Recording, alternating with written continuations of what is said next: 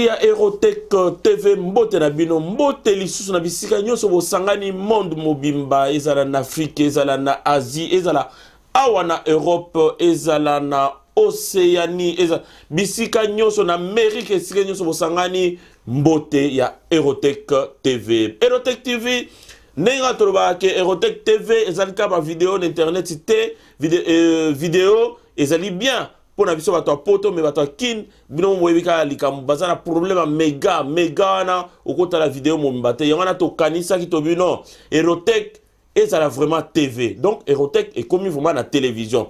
Donc na moi lelo ndeko soki ozana Kinshasa ozana Brazza ozana Congo central yeba ki à partir ya mercredi 2 novembre Bouandolanda biso à partir à Kinshasa donc bon télévision vraiment en clair ba émission na biso nyonso auto tourner à Paris et bandolekana Evi TV tout le mercredi à 21h et puis les sous jeudi na 9h tous à la télévision na Kinshasa. Merci Evi TV donc tous on a toujours travaillé on est ensemble tous on a quatre bouquets gouvernemental sur les canaux 61 na Kinshasa. Bino bandeko bolanda biso partout dans le monde. Tozali a pour obeta masola mboka ezali dominé par le voyage à président. Un petit peu to obeta li solo na bandeko o bazali awa to obeta li solo ya o elega ki na Belgique na Ezel. Toko beta li solo ya o ezoleka na New York et pas wapi président ont participé na 74e conférence générale ya Nations Unies. Donc to beta moi li solo na o etali enseignant na biso ndenge nini ba vie ko changer masolo bongwani o bazaki makolo ba ko somba pe moi vélo na bambule ko ya sombi pe mutuka enseignant donc azongeli honneur oyo ezali yaye donc to beta lisolo ba soda na moi lelo ndeko soki ozana papa soda kotinda susu mbongo te puisque biloko kolia ekoma gratuit puisque salaire siko yo simba puisque ndaku ya sika na ba condition vraiment o esengeli bandako zo tongama donc tomi tungisa lisusu te. Alors Nazali Awa na Maître Chouramboma. Maître Chouramboma, bonjour papa. Honorable Jean-Paul, président fondateur Erotech. Honorable. On est ensemble papa. Excellent. On est ensemble papa. Alors Ndeko, le messager Galate 416, Ndeko Bonio. Kimia, mais c'était fin. Alors depuis Belgique, Tokutani Suskaka Lelo. Masolo on a lola et les kaki dans l'ensemble avant to kota vuma na mozindo masona miso Belgique et les Guinéens pour naïo ezaki réussite accueil yoana to ezaki échec ba makamamike mike et tikali pour na régler. C'est-à-dire na aveugle ce que tuni aveugle mamolika qui na Belgique et biso que non na monaki Belgique est tombé na sous c'est-à-dire oreille na bango comme qui débouché ba yoka ki ba cri zo les gars ta salle Fati béton Fati papa rentrée scolaire Fati papa a changement et mentalité c'est-à-dire na ba koufi ba sepelaki o les gars na Belgique c'est-à-dire jamais vu jamais attendu o les gars c'est-à-dire a confirmé qu'il bokonzinaye que non c'est lui le président c'est lui le commandant suprême garant de la nation Fati béton. Alors ndeko yo ozali na kata salle ozali moko ya ba organisateur na masoloana au moins est-ce qu'il reste encore babilo quoi moi réglage à mouké na makamtsusu ou bien nyoso ezaki carré France P ba copier au légal na Belgique. Si vraiment merci mingi na bakien soazo landangai c'était une journée ezaki bena journée moko ba réussite totale parce que première fois na mona na ba Belge ba koki ko bimisa président de la République na aéroport militaire. Ça c'est la première fois. Ah oui. Si ba ko kité chef na maman ko région de nga tuninga lobi est-ce que ozana moyen o loba momoko pona ba congolais oyo ba longwa to fungola porte na lobaki na mégaphone. Ah oui. Bande ko na ngai to meka ko tika nzela ndeko ndeko na tumbula ki batu. Et bisio porte ningani. Ba tusu ba ko lala sur na ba drapeau na do ezaki moyen te ba sala ki obligé to le sa président na deuxième porte ezaki programmé te pona plein o ezalaki na batu ne ba ko répondre positif na mokolo wana ezaki réussite moko total mais le ko les a est vraiment humain il y a toujours pour déjà pour na bambila wana fallait biso to sala makasi de façon que ba sportif base à la table plus de 1000 pour na ba fumola pena nzela bima moni pour na bambila il fait nga non communauté na communauté za ndenge nango biso to za na ba promo ko to uti na ngo série to uti na 24 heures ya kobeta il y a traumatisme mutu c'est tout le sens yango ba congolais ba zone limité que to ko changer président boy tango aye yango moni nyoso ya ki po mona ye. C'était juste ça. Il y a un moment où on comprend que mais biso awa na France ne ngoto lo baloko les en novembre. Donc on a disposition moko de tout. Le rôle la na aéroport militaire kak. Na wa biso a Bourgia. Donc ça là de toutes les façons que cette fois-ci ataba ba ko za la ndenge abima et ça la masubongote. Et ça la masubongote. Alors au monde ndeni plein ils ont risqué les cas ya Belgique. Ou bien, bon, bah, tu vas moni kuna, bah, on a soumis. Belgique, c'est un mboka moko bien. Mais par rapport à France, France, c'est un grand monde. Oh, mboka, François Mitterrand, c'est président, Jacques Chirac, Banani, tout. Paix à son âme, Jacques Chirac, Nicolas Sarkozy, les autres, Macron, François, là, oh, grand monde. Donc, on a dit que. Et parce que Belgique, ils ont qui appuie, ils sont tous France. Invité par l'ambassadeur, il y a Bruxelles, Concilia. Mais Belgique et France, ah ouais, que ce soit Belgique, Londres, Allemagne, partout pour moi quand c'est au Bunga. Donc, journal n'a dit que nous débordons salama bongoté et que ça la scandale pour la France. Première fois mon président congolais que ça la kéine de moi. Mais tu as dit que ba traitant un peu bazali mais tu ko za na bango vigilant. Tu so bongisa pe ndenge to kanga bango lokola bandom. Alors bande ko balandi binot bolanda biso na Allemagne, bolanda biso na Suisse, bolanda biso na Suède, na Danemark, na Finlande, bolanda biso na Angleterre, bolanda biso na Espagne, Belgique, bolanda kabiso na Italie, bolanda biso no même Australie. Même bana États-Unis bayaki awa donc bandeko bobonga ma journée wana l'air to pesa bino puisque tozana ko tepa côté à date to l'air to zo vraiment date précise to ko pesa bino mkwana bandeko soko za mama simbisa mwana soko za papa la kana musala ou bien ndenge ko alobi alobaka koya maladi mkwana po ozala awa na Paris to yamba mkonzi na biso puisque nan mkonzi ayamba ma ndenge biso toza kukanza ayamba ma awate po to pese maboko to chaye maboko akende liboso na misale oya sa bandi akende liboso na vision na e il faut batu baza la simana e batu wana baza banani ezali ngai ezali yo mtozo tala biso ndeko bongisa jour wana yo zalaka maile na Erotech TV to ko pesa bino date et puis boye ba ki bobongisa ba t-shirt bobongisa ba drapeau bobongisa ba drapeau bobongisa ba nyoso oyo eko pepa mapona osepesa mkonza mboka mkwana bope bobongisa banzembo boyebika banzembo yemba maka boyemba banzembo jour wana donc Paris faut kweya Paris ekweya mkwana mais bandeko ko kama na ngeza que na kati ya délégation wana biso za ozela que batu tout oyo batangamaki baza na kati ya délégation bazala kité en l'occurrence ministre de la défense wana comme président de la République il fallait qu'il a visité école royale militaire dans la foulée il fallait pas signer accord militaire mais ndekwana lokola azaki déjà na azaki déjà information. Alors, mon konzinaye, yo moko ebikaka le Jésus de Kingarati, bouton, kokendete, soza mambo signature. Laurent na pesio accordé, okendete, ndekwa na paya kite. Yo muna onde nini. Est-ce que Fachi azo konza, to aza placebo ndekara baloba na ngambo na msusu. Nyoka asa kufaki mukila pamba muteza koningana. O bozo benga Jésus de Kingarati na bana na ye.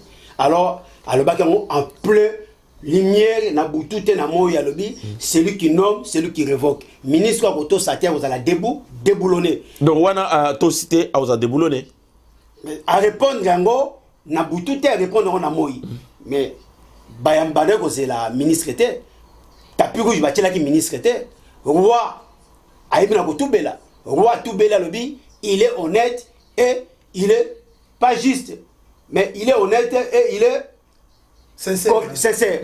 Alors, Batila qui ministre de la Défense est tapité. Mbala liboso, à part Kassavubu, Mobutu, Bayambe na Baudouin, le président Oyo au Kanga porte. Eza Fachi, roi a tiré tapis rouge à reconnaître. Bon, on se qui pour nous signer, Mamouitali a soldat na Congo. Mais est-ce que signature il y a ministre de la Défense, Moutouza na valeur ou il y a signature à Fachi? Parce qu'ils ont signé la présidence de la République, Moutezo Katama, Makambo.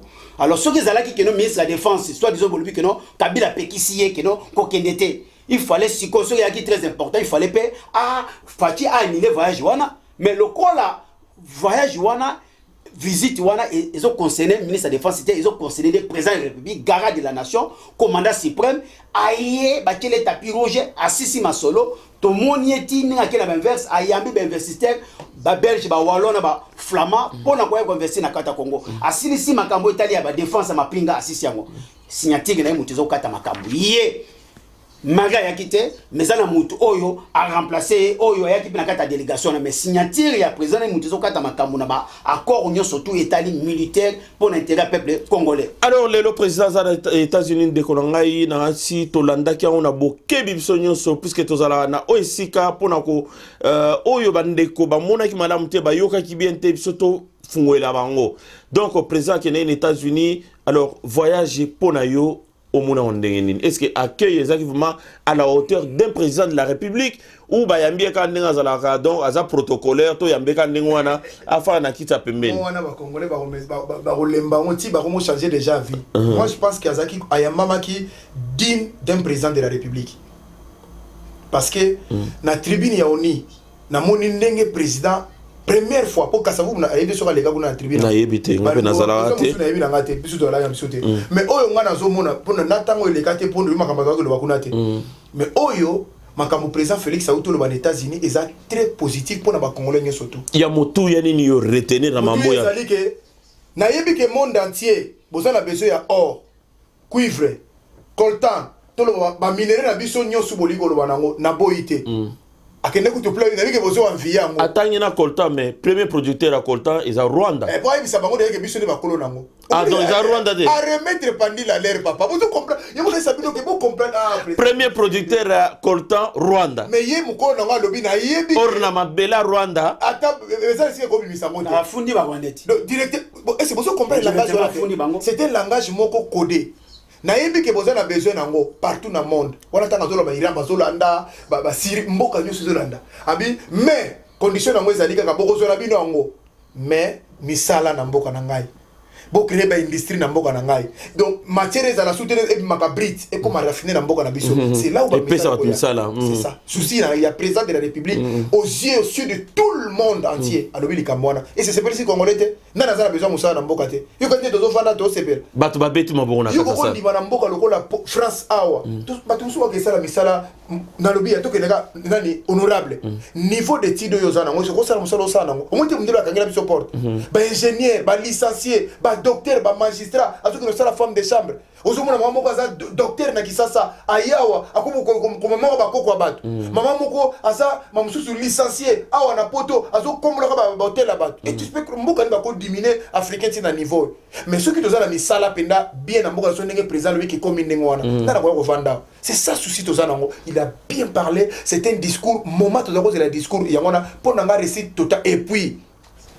akenega pambate yo moni États-Unis ndenge yindi te papa États-Unis yindi ba taliban plein na kata la salle te ba taliban te bangonde mto beta ite babi bangonde mto beta mabo abi ba taliban plein na kata ba talamuka pour bandima ki te ba discours bandima ga ngote et puis président de la République akutani ka na yete na voyage na kendaki akutani na Mukwengi l'ennemi d'hier aujourd'hui sont fait il a commis ami et allié Mukwenga yebiseka ngana sana besoin kaka basi na ngana mesala kotonga po yekotonga est-ce que Mukwenga azoki prix Nobel est-ce que yo monaki na Congo na biso oli makamni ni menda no baka pour prix Nobel na akisika makasi voilà mais lelo président oyo ye moko tu Mukwenga asala lokola bundisa metala makamba lobi pona ye et puis yeseka basa elanga ndako pona basa la bi tokosala ngo Bill Gates asa muninga na yote muta mongo oyo bato so lukaka face à face na yeba mais puisque batumi batuna abi mais bitambola ke na batala résultat bitambola Bill Gates amuninga to kutani wa muto mbongo yebi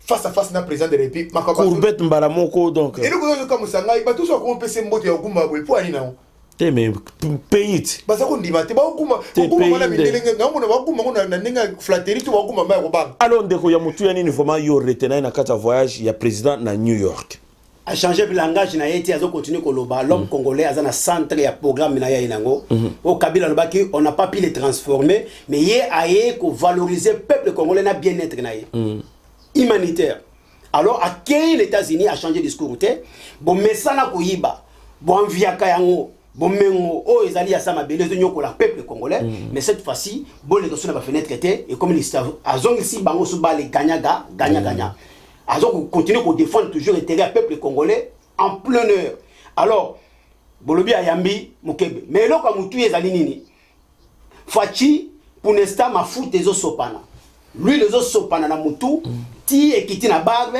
batutu bazo luka basimba yango ezali ta na ye oyo okumuta ko discuter na ngwazate parce qu'il faut tala ba regard ngali makel regard ezami sato regard étonnement ezali ya esengo ezali na actrice ezali mais bango regard na bango ezala ki étonnement ba on mutu tono yo kaye politique na osala politique à sagesse ya Salomon na 21e siècle et puis aye na politique ya gagnant pour peuple congolais toujours à se retrouver et puis ezaka ba congolais tazo défendre na peuple africain albaki azali panafricaine et ça azo défendre ba pays africain et belé na discours na le belé alors peuple congolais faut comprendre que non azali montama sécurité ezali grâce aux nzambe apesi biso c'est-à-dire il faut vraiment ko fuka mako sambela pona ye mais batu tout ba bonisa ki auti ko le bango bien que non l'ennemi d'hier aujourd'hui a commis partenaire mokwebe mais bolobi prix Nobel certes musala sali côté à est na américain qui yango mais prix Nobel wana ba pesi la ki yango ba kana nini c'était pour ça la transition sans Kabila par Jacques Attali ou azalaki ancien conseiller ministre ya Mitterrand oyo pe à côté Macron pas comme na pouvoir yé muta présenter qui pas Macron alors ba beta ki balle de façon que non Kabila il faut les cahier ça la transition yango mona ki na erwana azalaki toujours ko telemela Fachi mais bien comprendre que non muta ngo telemela yé azana politique à haut niveau grand diplomate alors du coup à comprendre que non azongi na raison il faut coopérer parce que les seuls moutons na signature pour akokisa makambo ya zana ngoko relever na kata Congo pas kokisa ngo il faut ka Fachi signer alors bien moko a sanzi a tubeli na kuta na président république par rapport ya makambo na biso na sala na Congo andimi azali favori OK c'est bon et ko salema coup de chapeau c'est-à-dire batutu bakotubela batutu bakozonga na nzela azako bongola bango bizali le changement de mentalité alors tokei na obobengi Bill Gates boyebi bien que no Bill Gates azali muto azo financer ba mbongo na ba Rwanda na ba Burundi pour na ba intérêt ya peuple ya intérêt ya mboka na ye parce que azali responsable ya mutu oyo asiye mutu asimi informatique na maboko ba ordinateur ba iPhone ba téléphone yo sous ça les matières utanaka na Congo ba logiciel tout ce qui Congo le kangi porte c'est-à-dire internet ko fina monde moy fonctionner exactement alors Fachi aye na politique abiki non ole kaka na sima ba Rwanda na sima ba Burundi toyeto kuta na biso tête à tête boya bosala bezine na kata Congo congolais comme informaticien alors pour information na batu o ba ota la biso boya ba que internet na biso base ya internet ezrande na Rwanda donc c'est à dire que câble ya ba lection na Rwanda donc ba communication ba makambu tout o esala ma internet et transiter na Rwanda aller Rwanda a dispatcher en monde c'est à dire que lelo il faut il ko bakelo Rwanda bandakala a contrôler la biso o état de communication ba yo kaka makamnyo suza koleka mais lokola Fachi aye en gros na régime ya Kabila tozalaki à l'écoute et pas à Rwanda Kagame azalaki koyoka makamnyo suza le kanaka ya Congo parce que mutando ko memela Congo akumbila Congo yeni mokonzi alors Fachi aye pona kokata makamnyo sutu wana le prévané les deux ennemis Kagame na oyo babengi Rwanda nani comment on appelle ça le président nani Burundi nani comment ya Museveni ba ennemi mbale azoksi bango ensemble bayokani mais aye pona ko tia kimia na batunyo surtout mais le plus important ezali te peuple congolais fa ba keno Fachi azako luketere ya peuple congolais olinga était mais il faut atika histoire a marquer ba œuvre pour l'intérêt peuple congolais et ngi ko lo basusu keno oyo babengi Bill Gates a sololi ba pesani bambote esili mikolo ekoya na 5 ans oyo ezali 5 ans ya le peuple d'abord la kisi ba universitaire nyo surtout wana américain ba belge ba européen partout occidentaux ba koya ko s'installer na Kinshasa pour ba pesa peuple congolais bien-être na yo ya mérité na yango otokolo bela bango yango wana alors ndeko na ganti to mona ki président tant du pouvoir à tourner à quelle Afrique à quelle Amérique à quelle bon Europe dans comment quitter mais nyo soana azo tourner kaka pour 10 millions de dollars oyo ambassadeur ya États-Unis a pesa ki mkwana na ministère ya intérieur pour la sécurité. Donc, et là, vraiment, biso toza tamboula ndengwana, ils ont pour 10 millions de dollars. Non, mais je crois. Toza quand même 80. Namoni beno région. Si vous parlez bien, tant qu'à 10 millions, est-ce qu'à PCI n'est pas ministre intérieur? Ou bien PCI pas ministre de la défense? Non. À PCI non. Congo na président de la République. Donc c'est que ministre de la défense a besoin aussi ma pour la correction de la occasion direct. Dans ce qui pour Congo là comme ça dans makambo te. Et ça qui dit comme président de la République 10 millions les agis c'est pour te réformer. Armée na biso, tous en vraiment na besoin de réformer armée. Si tu tous en armée to aussi. Armée zate. Armée vraiment 18 ans 24 ans Kabila qui ko déformer armée. Pour la Motorola pas mesate. Yo kena nous na Motorola. De soldats qui de guerre au yazane à 1 mètre au benga été. Que ndenge zalaka ngana zana Saint-Denis moko zana Aubervilliers pour seka que non keba boleka na Aubervilliers na ko boleka la boy basana ngoti yango mula ba kufa trop na ba guerre wana. Communication et puis communication à l'élo et comme il y a des drones. Communication à l'élo et ça sous communication et comme il y a guerre intelligente. Bah comment jouer bah va il a on est au vendre un ordinateur bah betty bombe et bombarder place aux alliés et endommager banda comme panzité. Dans niveau de commis. Il y a un monde bah tchembo wana po biso to comment la technologie wana. Mais moi je me souviens Kadhafi à l'Obaga à l'époque ceux qui n'ont 500 alors 500 soldats congolais. N'a conquérir le monde. À l'époque wana basoda na bakufate ba misu bazali donc ceux qui les autres sont qui armés na biso bien to zaka puissant na monde yango moni américain le gola yebi force na biso yango moni achembo wana pona ko ndako na sepeli makasi il faut c'était zonga sarma ezonga faza ezonga bagati desfezonga police ya police penda yango na saluer ma samoko boye nani colonel Daniel Leko bango basala police ya proximité o ezala marka ezala penda donc congolais soka moni policier aza nesengo kuna soko moni policier portable kei et puis eloko mo se besoin mbongo wana na moni na bekol policier soda fala le sika bien soda kuma kola na mbetu moko famille moko na mbetu moko moi sina mumudo ne chambre boye ba soda mi bale ko sentela moi samu ninga za pala po o ya chemutu boye o siko na kuitira ba soda bo mona ego yinda pam siko nyo il faut mo pesa mutu mutu mbetu na ye bana fo batanga na ba condition moko eza normal que moi na ke classe pena tableau eza normal na monida ezo circuler école moko basali ya na école na Kanchati ouais na Kanchati basali école maternelle moderne armée ba réformer social na biso ya nini na be onini militaire ya santé na biso fait la restaurer jeunesse c'est ça notre priorité yango bapesi biso bapesi moi wala pesa mukie pona biso za une goutte d'eau dans l'océan bongo eza na maboka miyibi onyo su bazana Congo wana il faut faire ça mais pona relaxa bino ba voyage za ko tambola ezaki pambate alors ba voyage za ko tambola ezaki pambate bande ko mbongo wana epesami pour vraiment ba somba bloko eza prioritaire blomo technique ndende ko autoloba ba Motorola pour na ba communication facile bani tout ça. Et donc, pour conclure, Zali, que na kati ya mboka, c'est-à-dire que masolo zo kende bien na sécurité et ça na maboko ya ba américain. Donc, boye bara. Ndeko, est-ce que vous avez likambo bakisana makambo? Ndenge toko ko lobaka lokola fachi premier voyage na kina aux États-Unis pour le peuple congolais que l'on a et pas ba gendarme ya mokili. Alors baki o to ko sakana akozala déboulonner. Alors esengeli o sala camarade na mutamaka sokomi makasi. Tout simplement, la sécurité dans le Maboka américain, congolais, il faut avoir la kimia parce que dans le programme chef de l'État, le Bikino, avec les pays voisins, et vous avez la paix pour sécurité, le peuple congolais a trouvé kimia na gata mboka na ye. Ce qui siko yona ba mboka o bozana ngo jinga bozo yo kanate. Est-ce que peuple no ozana kimia te? Tina mo sala barrage ezati faut créer pont na ba Rwandais, na ba Ougandais, na ba tunyo surtout dans bango na ba pays frontaliers. Alors le ba américain bazu ma solo et la kisi peuple congolais a se retrouver na kimia pe a revoir na kimia na kata mboka na ye. Alors alors ndeko gratuité ya école biso kansaki a pesi école batang ça gratuitement ba professeur ba ofuta ba ndenge nini bana ba kolia nini est-ce que Ozana Likambu, Okobakisana, Ozolekana Kinshasa, Lelo, sur la gratuité, il y a enseignement. Oui, et ça coûte quoi gratuité? Et ça gratuit, école gratuite obligatoire. Ah. Et ça gratuit à pas mal. Et ça, moi, n'attendais maman rose wa film. Mais c'est pas Moïse Katumbi. Le bana nyosu, makamabana ya 8 ans na mine ezali soute. Makamabana 9 ans que nous timons là ba kolta, que nous timons là ba ezali soute classe.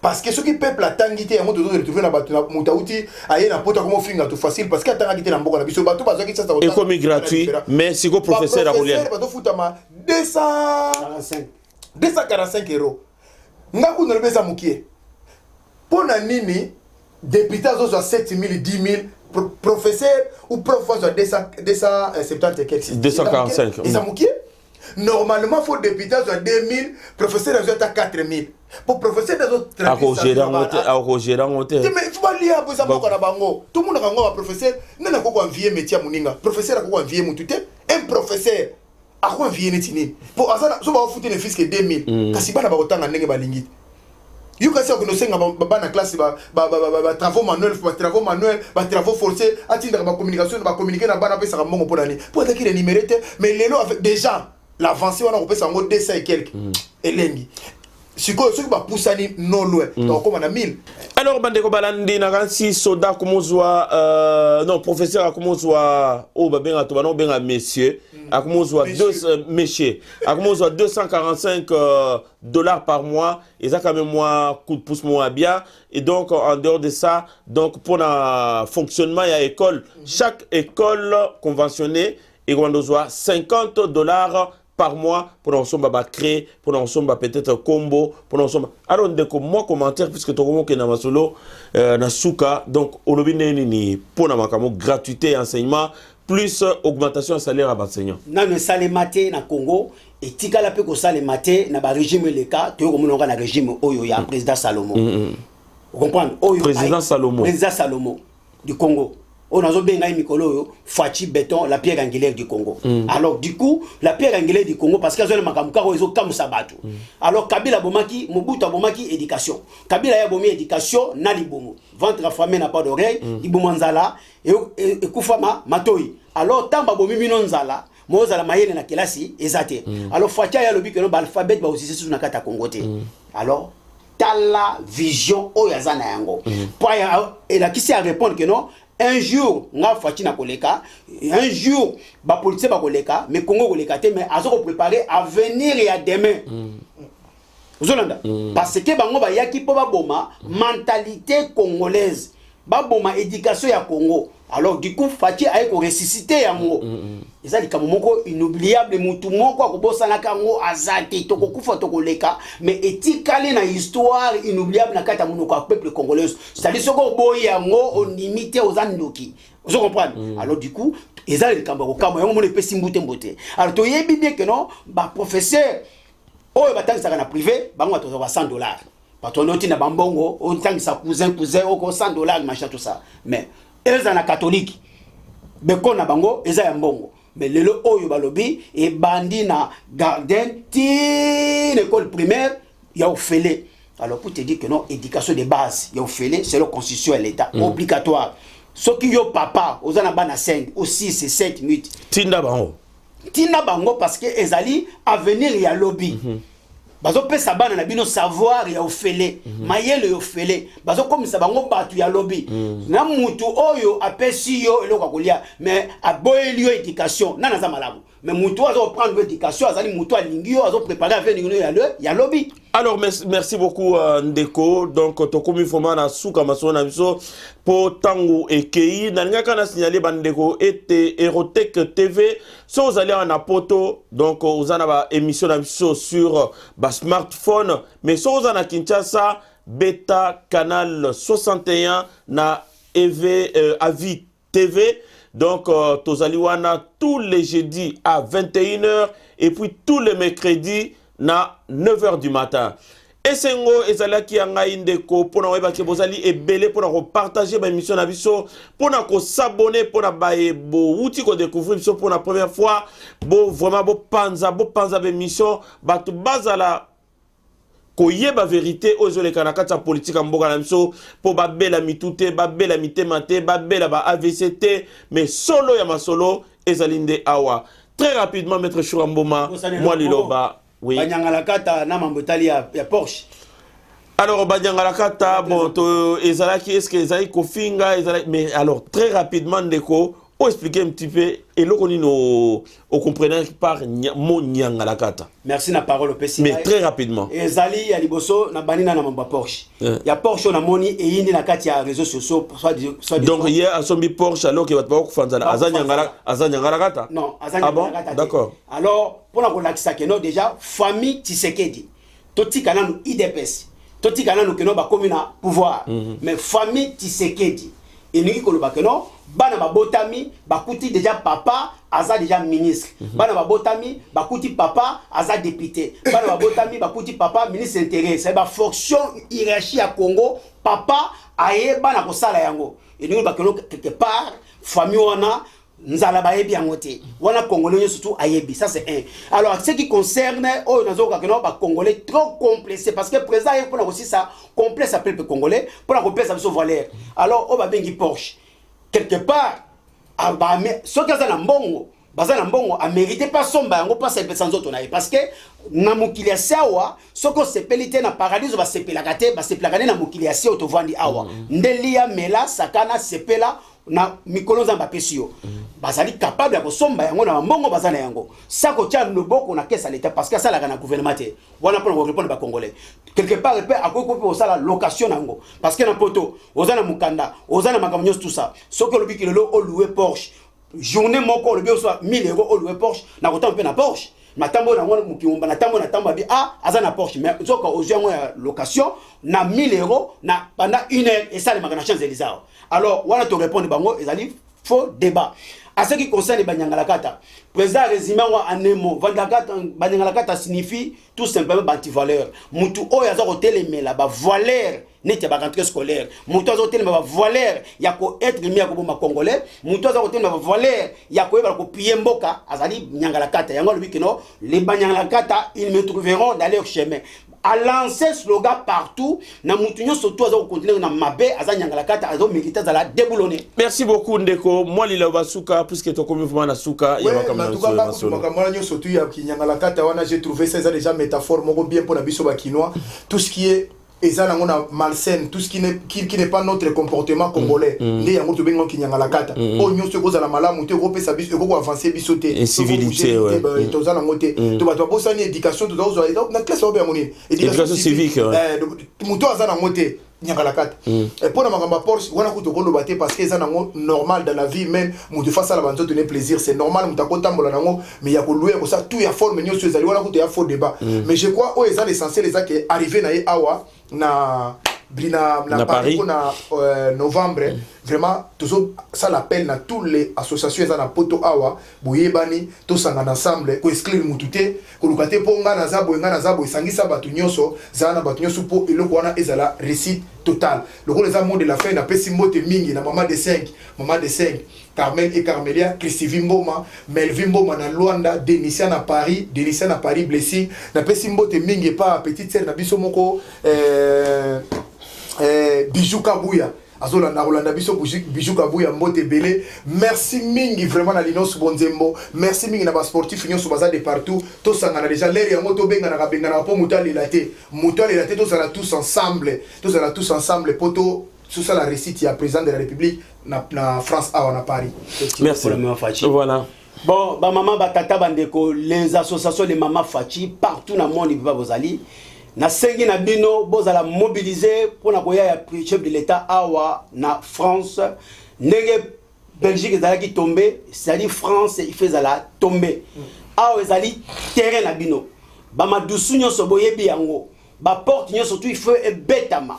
Balobi bien bola la pongite bozala yako telema awa eza Paris alors on a association ebele oyo boyebi bo sangana pona koyamba chef de l'état koyana ye to boyi bakal to boyi bakach parce que le président ya tous les congolais aza président ba individu moko songolo pakala te soki boye na ba biloko ya songolo pakala bokozala déboulonner otokolo bela bino yangwana tous les mamans Fachi na pesi bino mbote partout bozali nzambe na lola abomba abatela bino Béatrice Bongeli, la Colombe de Luxembourg, Longonia, Mama Kitalatala, opponant la bonne part, au Mokile Koboto la yote, coup de chapeau.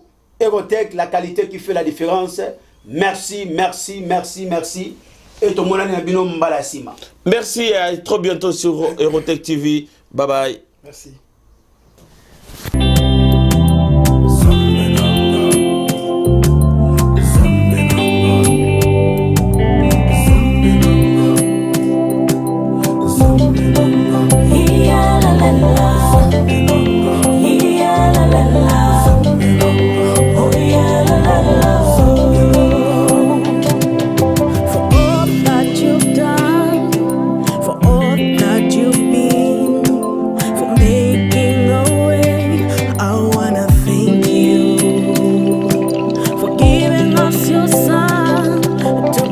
Victory.